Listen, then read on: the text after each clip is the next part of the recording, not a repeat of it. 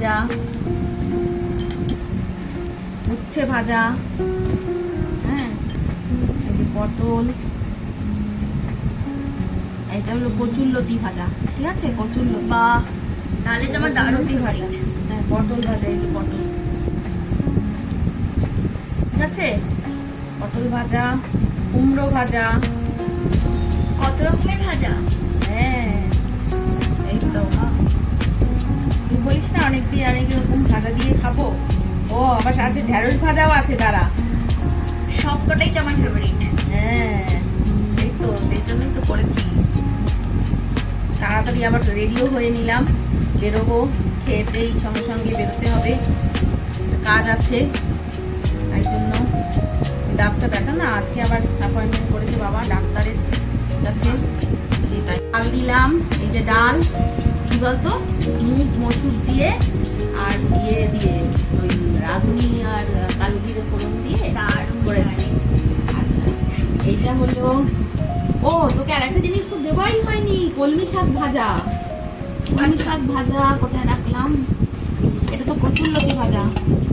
কলমি শাক ভাজাটা যেন কোথায়, ওই যে এই যে বড়ি দিয়ে কলমি শাক ভাজা। দাঁড়া, উচ্ছে ভাজাটা খেয়ে নে আগে, তারপরে কলমি শাক ভাজা খাবি। হ্যাঁ, শসাগুলো বড় কাটা হয়ে কেটেছে বাবা।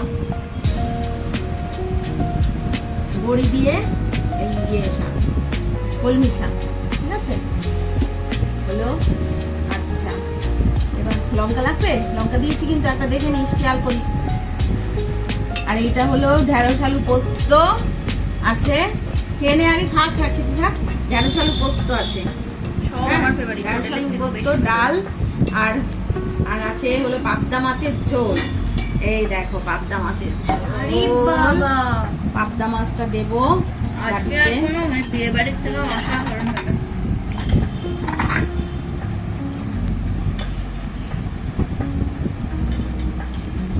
পাবদা মাছটা খেয়ে নিই। পাবদা মাছটা অনেক রকম ভাবে করেছি, ঝোল বেশি খাস, ঝোল লাগে, আর লাগলে দেবো। হ্যাঁ,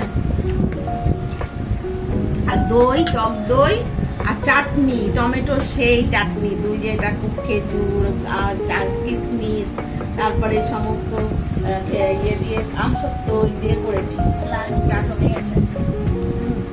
চাটনি আমি একটু তুলে দেবো চামচ দিয়ে, তুই তো এতটা খেতে পারবি না, ঠিক আছে, তাহলে খা। এটা কি আছে, ওইটা চুনো মাছ আছে। আচ্ছা, তাহলে এগুলো খুলে রাখি। ও, আর একটা জিনিস আছে, তোর প্রিয় জিনিস, কচুরলতি ভাজা, কচুরলতি করেছি, কচুরলতি দিলাম। দেখো কেমন হচ্ছে, আর ঢেঁড়স আলু পোস্ত দিবি। আজকে যাই হয়েছে না, আমার সবটাই আমার প্রিয়। সব কটা না? হ্যাঁ, কেমন হয়েছে রে, টেস্ট গুলো বললি না? অসাধারণ, কোনো কথা হবে না।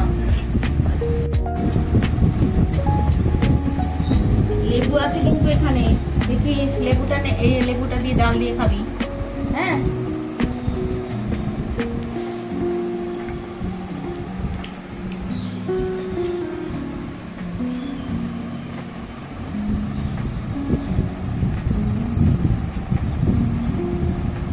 এতে আমরা বেরিয়ে যাবো। হ্যাঁ, ডাক্তারের কাছে হওয়ার পরে বাবা আসলে আমি খুশি হবো।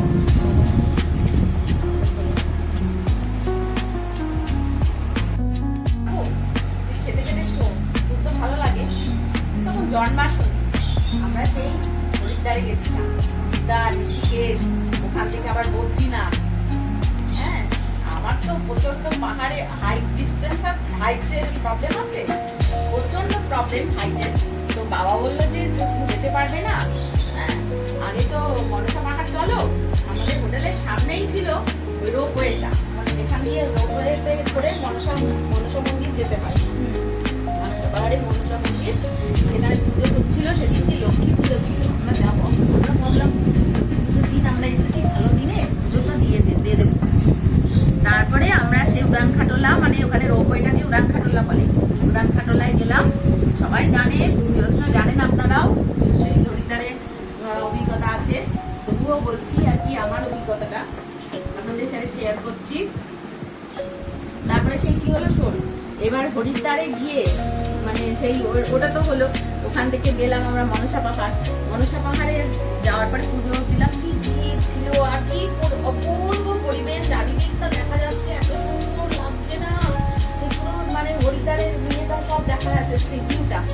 তারপরে আমরা তোকে নিয়ে যাবো, দাঁড়া তোর ভাত লাগবে তো? হ্যাঁ বলো না মা, তারপর কি হলো? আরে বলছি দাঁড়া, তোর ভাত তো লাগবে, ভাতটাই খেয়াল করিনি গল্প করতে করতে যে ভাত লাগবে। আরে দেখ, দেখছিস তো তুই তো এত খাবার এতগুলো খেতেই মানে পারিস না, অথচ আজকে হয়ে গেল গল্প শুনতে শুনতে খাওয়া।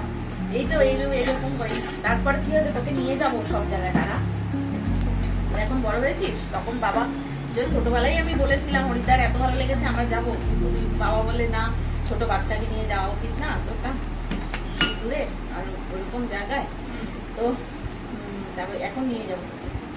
তা এবারে কি হয়েছে শোন, মনসা পাহাড় থেকে তো নেমেছি, পুজো টুজো দিয়ে দিয়ে আমরা দারুণ ঘুরে ঘুরে সমস্ত ইয়ে করে নামলাম। রোপওয়েতে খুব ভয় করছিল, বাবা বলে তুমি বদ্রীনাথ কেদারনাথ যেতে চাইছো, রোপওয়েতে ওরকম লাগছে, তোমার হাইটের তোমার প্রবলেম, তো তুমি সেখানে সেখানে তুমি কি করে যাবে, কি করে তুমি বদ্রীনাথ যাবে? কিন্তু আমার তো খুব ইচ্ছা যাওয়ার, একটা যে কোনো ধাম যাবো না যে কোনো। এবার ওই বরুণ আঙ্কেলরা আছে না, বরুণ আঙ্কেলরা তো নেমেছে সেদিন, আমাদের সাথে দেখা হলো। এইবারে আমরা তখন খেতে গেছি দাদা বৌদির হোটেল, ওরা তখন ওরাও খেতে এসছে, নেমে খেতে এসছে হোটেল থেকে। এইবারে আমরা ওখানে অনেকগুলো হোটেল, মাসির হোটেল, তারপরে দাদা বৌদির হোটেল, কালীবাড়ি আছে দিল্লি কালীবাড়ি মানে হোটেল, সেটাও খুব ভালো। এবার সবাই বলছে খুব ভালো, আসুন আসুন আসুন করে ডাকছে। এবার দেখলাম দাদা বৌদির হোটেলটা যাই একবার দেখি কিরকম খাবার, কদিন থাকবো সবটাই তো দেখতে হবে। তো দাদা বৌদি হোটেলে গেছি, বলছে বসেছি, ভিড় প্রচুর ভিড়। তারপরে সাদা ভাত, দেরাদুন রাইস, ছোট চালের ভাত দিল, তারপরে ওখানে ঘি দিল, বুঝলি তো, ঘি, লঙ্কা, কাঁচা লঙ্কা, নুন সব দিল, লেবু সব দিল। তারপরে ডাল, প্রথমেই গেল শুক্তো, আর কি যেন দিয়েছিল, আলু ভাজা, মুচমুচে আলু ভাজা।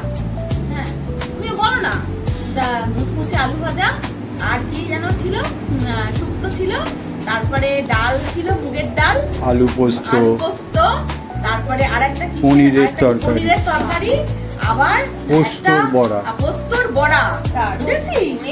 হ্যাঁ, তারপরে কেমন আছে রে পাবদা মাছেরটা? ও তারপরে শোন কি হয়েছে, এইবারে পোস্তর বড়া, তারপর হলো তোর একটা বড়া দিয়ে আর কি বড়া বানিয়েছে ওরা, কি মিক্স তরকারি দিয়ে বড়া বানিয়েছে, এত সুন্দর ঝোল আমি জীবনে খাইনি ওরকম, এত ভালো ঝোলটা হয়েছে।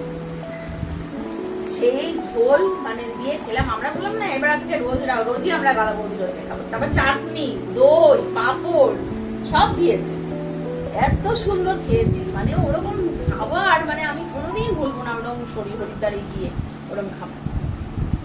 তারপরে তাহলে বন্ধুরা আপনাদের সাথে এগুলো শেয়ার করলাম, জানি না কেমন লাগলো আপনাদের, এবার আপনারা জানাবেন আমাদের যে কমেন্ট করে যে কেমন লাগলো। তাহলে আস্তে আস্তে অনেক ঘটনা আমাদের ঘটেছে, আপনাদেরও আশা করি ঘটেছে, কিন্তু আপনারাও শেয়ার করবেন, এবার আমরাও শেয়ার করবো, কমেন্টে জানাবেন আপনারা। এবার আমিও শেয়ার করবো, আমাদের অনেক ঘটনা ঘটেছে, সমস্ত অন্যরকম অলৌকিক ঘটনা অনেক কিছু ঘটেছে আমাদের, বলবো আস্তে আস্তে সব শেয়ার করবো আপনাদের সাথে। আপনারা যদি পছন্দ করেন বলবেন, কমেন্টে লিখবেন, জানাবেন কেমন লাগলো, তাহলে সব শেয়ার করবো। টমেটো চাটনি করেছি,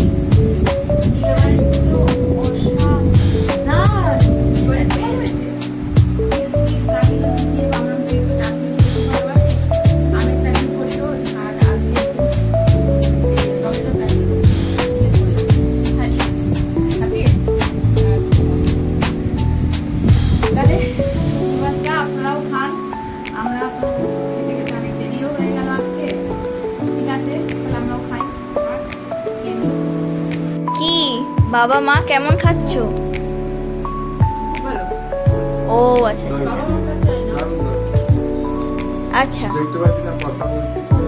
আচ্ছা আচ্ছা ঠিক আছে ভিউয়ার্স, তাহলে আমার খাওয়া হয়ে গেছে আর বাবা মা এখন খেতে বসছে। ঠিক আছে, আপনারাও এখন খেয়ে নিন।